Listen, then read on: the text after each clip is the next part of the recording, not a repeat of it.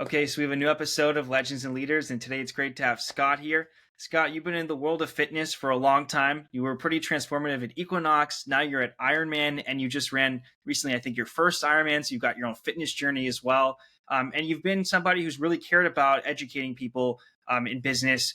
You were ranked as one of the most influential people at the school in Michigan, in the business school over there, and you helped a lot of people. So I'm excited to have you here and to get into your story. It's truly a privilege to get to spend some time with you. Awesome. So how did your interest, Scott, in business leadership and wanting to kind of go on a path like this, and especially like the fitness space, how did that passion start? It really started in the world of sport for me. I mean, I grew up in North Carolina playing a lot of sports and getting to see the power of teams coming together and what leadership could do to really bring people together and inspire. And that led to a fascination with leadership, with teamwork, but also with being healthy and being fit and being part of the world of sport. And so being here at IRONMAN Group today, it's truly a privilege to be in this world. So we talked, you had a bit of a background in the accounting space before, management consulting in that area.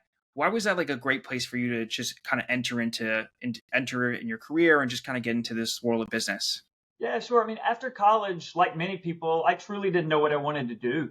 And so I chose a path that I thought would almost be a continuation of school where I could just keep learning from, some of the best minds and best business people in the world. And so whether it was early in my career, private equity, management consulting, it was just a great exposure to globally different industries, different types of businesses. But really it was about being part of teams where I could learn from really smart people and be part of projects that made a difference in the world. And so that helped me develop this fascination with leadership and teamwork in the world of business. And that's carried forward all the way to today. Were you already like getting interested in being in the fitness space in the business world? Like how did that start to come about that you wanted to make that a focus of your career too? Honestly, Ben, that was many years later. I mean, early in my career, I developed this passion for business and the power of business, what it could do in the world to lift societies up and make a difference in people's lives. But I also had this fascination and passion with education. Uh, Education changed my life in many, many positive and profound ways. And so early in my career, I decided I wanted to put together business and education because I wanted to create experiences for people that inspired them, that lifted them up, and through, in that case, education, transform their lives because of the experience I had had. And so that led to, many, many years in the education space. But through that, developed this fascination, this passion for health and fitness. And so I began to explore ways to connect this interest in business with health and fitness. And that ultimately led to getting involved at Equinox, first as a board member and then later on as president. So you were involved in Equinox and you were also teaching at the same time. How did you balance that?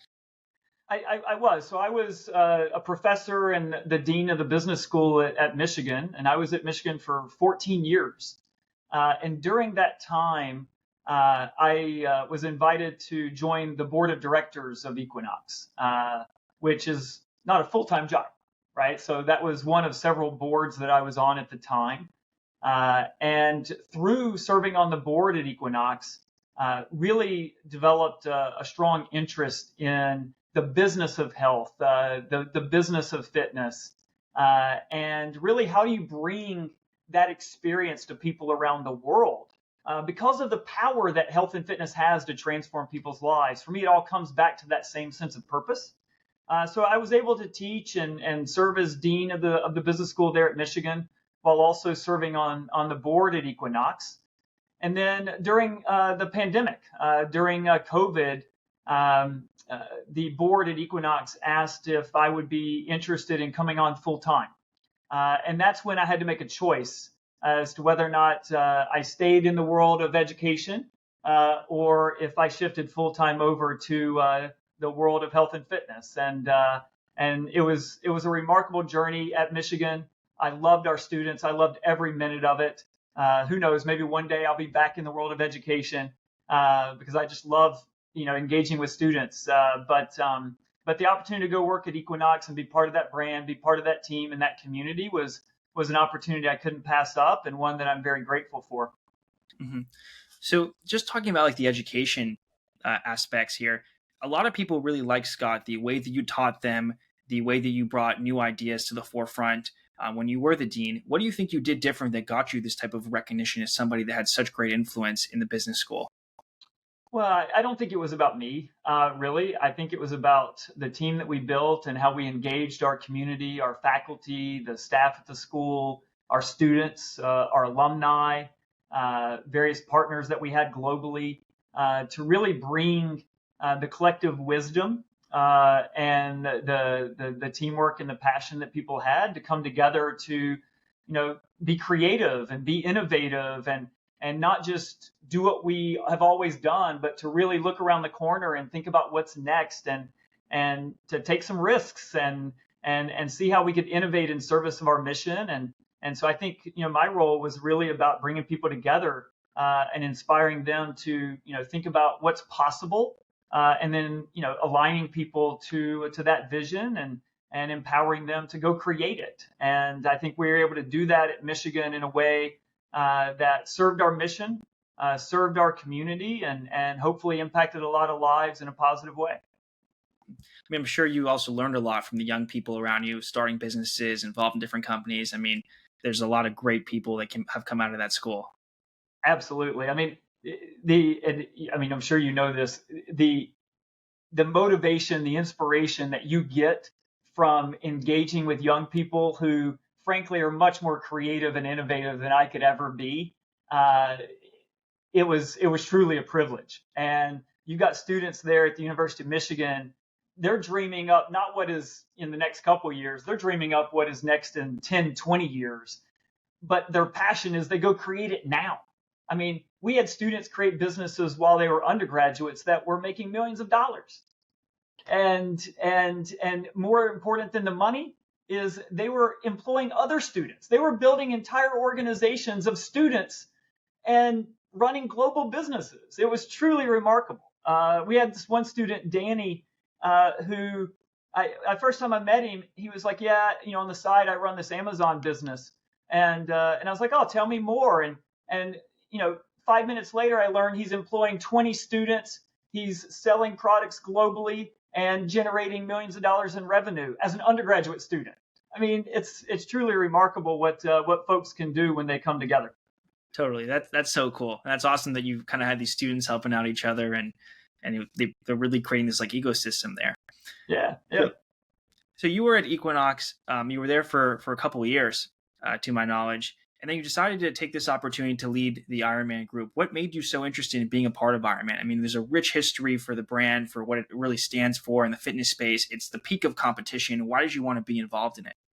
Yeah, absolutely. I mean, for me, again, my life pursuit is to create experiences that inspire people, that lift them up, unlock their potential in life, whether that's through education, whether it's through health and fitness, or in endurance sports. And endurance sports have been a big part of my life. IRONMAN Group, to me, is the pinnacle of sport. It's, includes some of the most iconic sporting events in the world. Look behind me. What you're looking at there is the original finishers T-shirt from 1978, Wow. with the founder's name, John Collins, written in the neckline of that T-shirt. The history, the tradition, what the brand means to people. There's no brand tattooed to more bodies in the world than IRONMAN, right? This is a lifestyle. It's an identity for so many people and something they're truly passionate about. But for me, it all comes back to creating experiences that inspire people and unlock their potential. And so I loved my time at Equinox. We had 3 years of rebuilding the business coming out of the pandemic. I learned a ton. Was really proud of the team. But when IRONMAN Group called and this opportunity was presented, it's one that I couldn't pass up because it connects deeply to the purpose that I have. And the opportunity to impact millions around the world. So, Scott, what did you want to change and do different right when you got into the position that you are today at IRONMAN? Like, what were some of the things you realized needed to be changed, needed to maybe be restored or improved? What did you want to accomplish right away? It's less about change and it's more about just constant improvement and really thinking about where the innovation is going to come from, not just for the next year or two, but really for the next 5, 10, 15 years. And the through line of all of that is our athletes and really putting the athlete first in everything that we do. And that is race day, it's race weekend, but it's every day in between through, every day of the athlete journey. And that's, for the first time Ironman athlete that has this dream of one day hearing you are an Ironman, or in our trail running, getting to experience the joy of being in the mountains with our trail running community or our road running community around the world. Like just all these experiences that really lift people up. It's not only about the race and that experience, that's a big part of it, but it's about the training journey. It's about the sense of community that you build.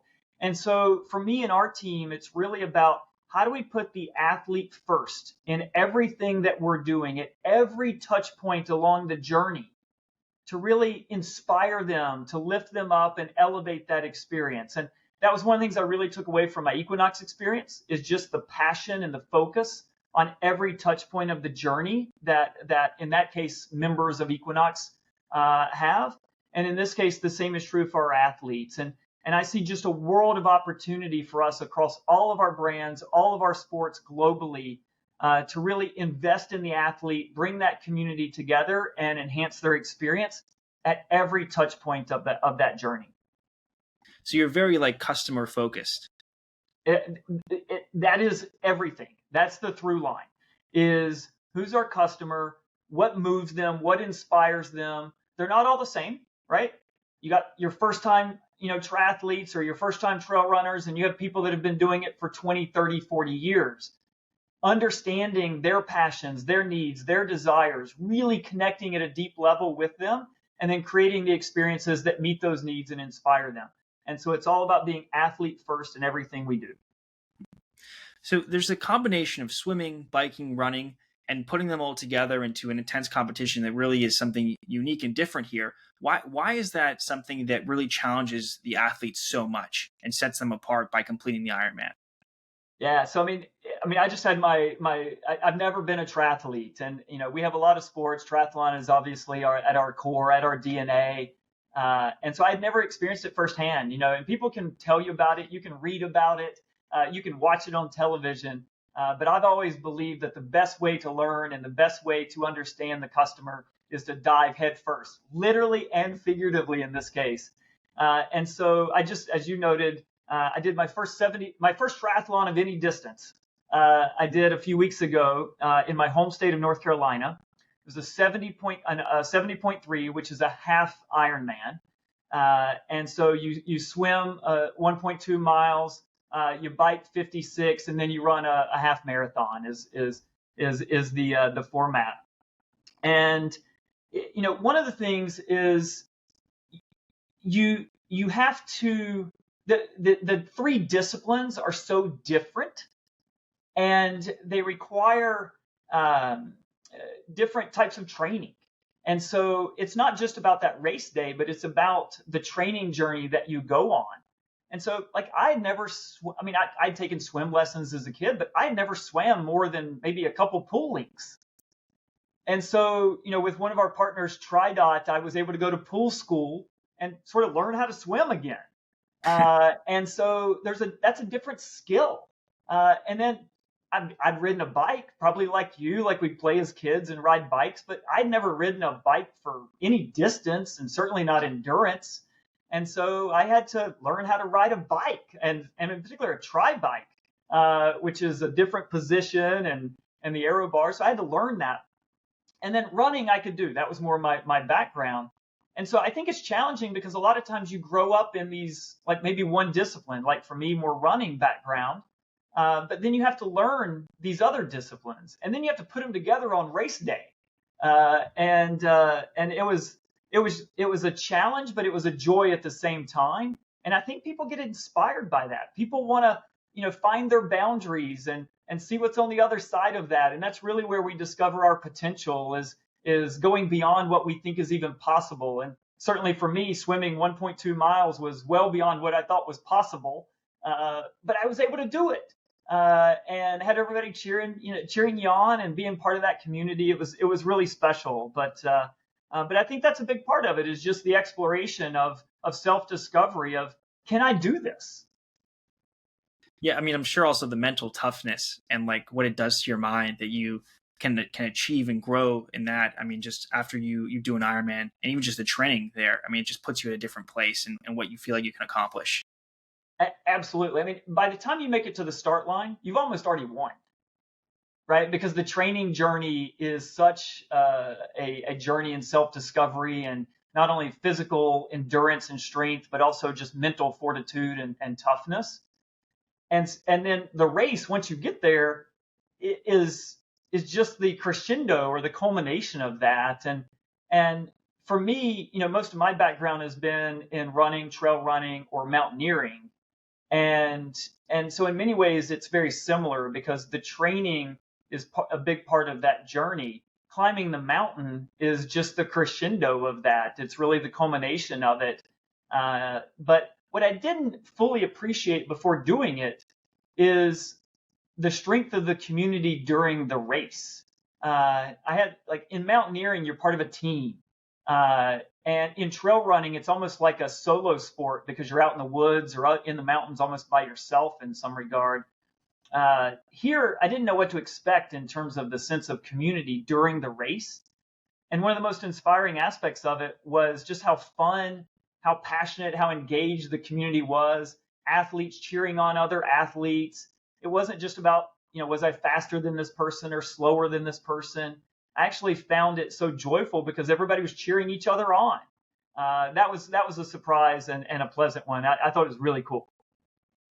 Yeah, I didn't think about that aspect of the community really pushing you towards your goal, and you're all united as you go and compete. Even though you may be competing in a sense, you're really still connected. Yeah, I mean, I remember we were on the run course, and by that point you're exhausted, and you went out and then you turned around and came back. So you're passing athletes who are faster than you, right? Because they're coming back, and I was high fiving them right along the way, like, great job, and they're cheering us on, keep going. And then this guy comes along and he's dressed like Tigger, in a full on Tigger costume, like a tiger.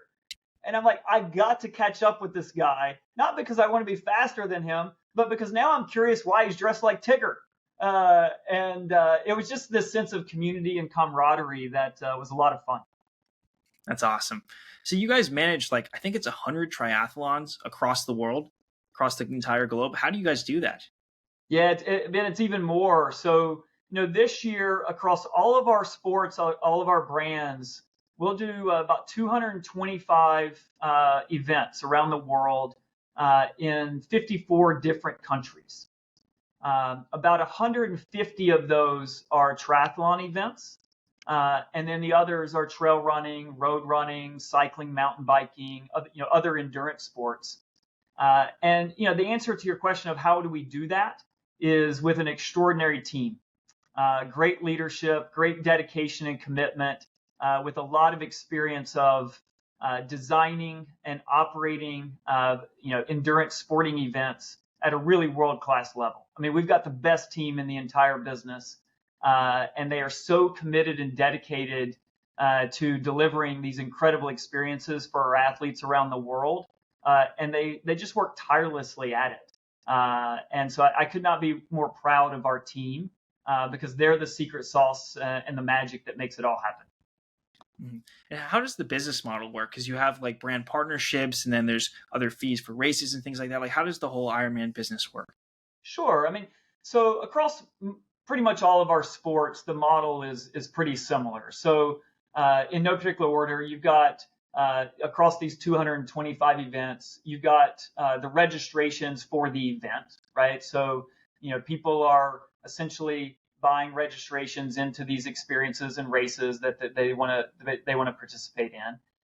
You have our partners and sponsors around the world that help us make these experiences possible. So that's a variety of brands that are in the sport business, but also other brands that aren't in sport but that want to engage with our community. You've got the host cities and venues. that want these experiences to be in, Nice, France, or in St. George, Utah, or, you pick your city around the world. Uh, it's really important to these local communities because they want to show off their community. They want to create these opportunities for their community to come out and enjoy it as a spectator, to volunteer. So our events, our experiences, they become really, powerful forces in local communities to engage and bring local communities together. I believe there's nothing better than sport than that brings people together across, no matter what your background, no matter what your experiences are in life. The world of sport to bring people together, there's nothing like it. And so you've got registrations, you got, sponsorship and partners, you got the local communities that are investing in their constituencies. And so, there's a number of other aspects to the business, if you will, but those would be some of the big ones. Mm-hmm. And now that you've done, an Ironman, a triathlon, what would be like a couple pieces of advice you would give to people who want to now do one and want to get into it as a beginner? Like, what are some of the best ways to start to get into competing and really training for something like this? My first message is that anyone can do it. I truly believe that anyone can do it if you have the will, the inspiration, and the commitment to train.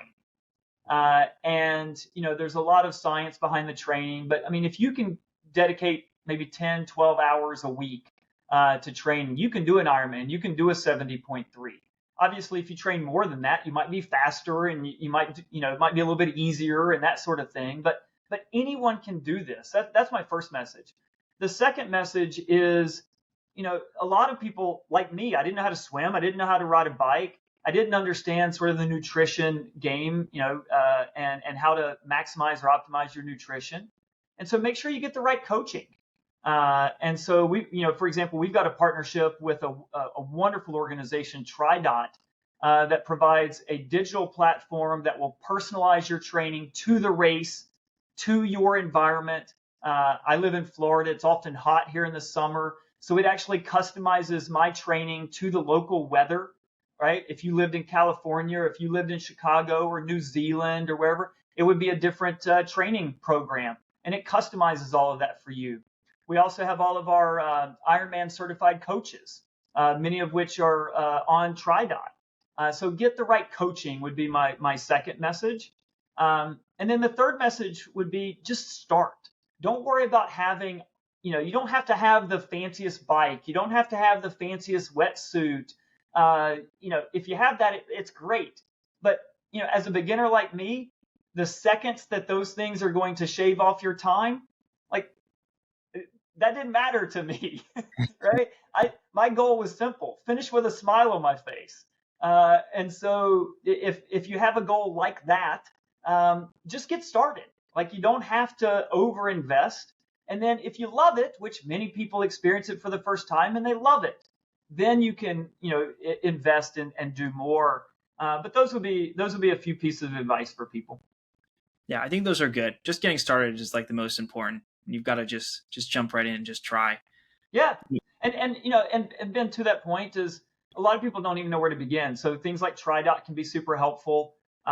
We've got partnerships with the Feed or Precision Fuel and Hydration. They can be so helpful in terms of nutrition and figuring that out. But you can also join local clubs. So pretty much every community, no matter where you're at, is going to have a running club, is going to have a triathlon club. And some people might be intimidated by that because you think, oh, I'm going to show up and these people are going to know everything and whatnot. Everyone in these clubs, they had their first day as a triathlete or a trail runner or a runner. So they remember what it was like to be new, right? Everybody's new at some point. And so these clubs are so welcoming. And so I would encourage everyone to also seek out their local running club or their local triathlon club, because it's a sense of community where you can get coaching and knowledge, but you can also just make friends and have fun together. So you touched on a little bit before, Scott, about how the brand is like the most tattooed on people in the athletic space, probably even in the world. It's like the most tattooed brand. In terms of like the logo you guys have, it's so iconic. It's it's a person but it represents something. Like, how important do you think the logo is and the branding of Ironman to what you guys stand for and to the concept overall of this, like pushing your limits? Yeah, what you're looking at behind me, not only the original finishers T-shirt, but the M. Dot logo, and it's one of the most iconic logos in the world, right? It's probably right up there with Apple and other iconic brands. The logo is important, but even more important is what it represents, and it's about the brand identity. And for us, that logo represents the spirit, the soul of human possibility. Like, what is possible? And for us, one of our mantras is anything is possible. And at the end of the day, our business isn't just about triathlon or running or trail running or cycling. It's about experiences that inspire people to believe that anything is possible.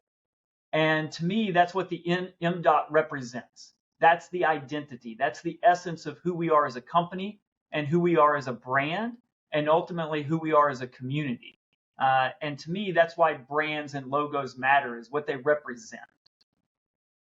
Yeah, that's a great explanation. I mean, the logo clearly does represent something. I mean, when you see it, you right away know what this stands for, and it's a pretty powerful symbol, I think, at this point.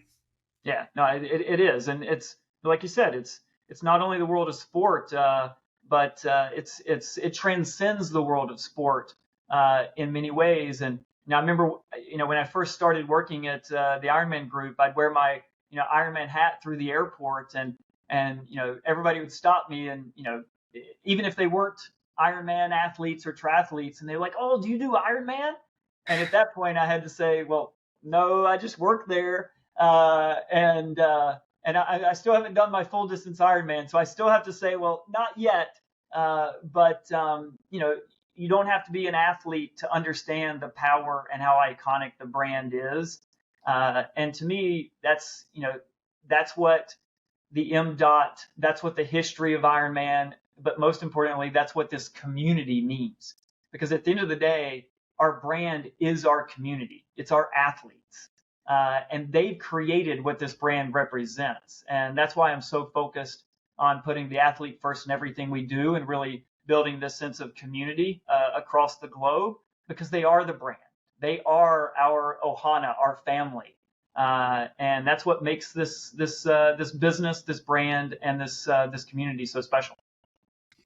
Definitely, definitely. You guys have a special community. So just the last question that I have, Scott, what's your like big picture now? Like, what are some of the goals you have, the short-term goals, the long-term goals? What's your big picture vision to accomplish now in Ironman? It's really about growing the community, investing in the community, and bringing these incredibly life-changing, inspiring experiences to more people. And that can be through more events, more sports, new geographies, expansion, horizontally, vertically, et cetera. But really, it's driven through the sense of purpose of creating experiences that inspire people and that get them to believe that anything is possible. And so we've got really bold ambitions for the power of endurance sports and what we can do to really invest in and grow our community. And we're really excited not only about where we are today, but also what the future holds. I'm excited to see what you do and how your leadership's going to have a major impact. I think that the Ironman Group is so important, and with the background you have, it's pretty unique. I mean, you understand how to educate people, and you also understand the fitness space. And this is a space that a lot of people right now want to be more into fitness, and they want to challenge themselves. And you have an opportunity to channel that background uniquely here. So I'm excited to see the growth of Ironman and what you do. And wish you much success, Scott. Thanks for coming on. Ben, I appreciate it very much. It's a privilege.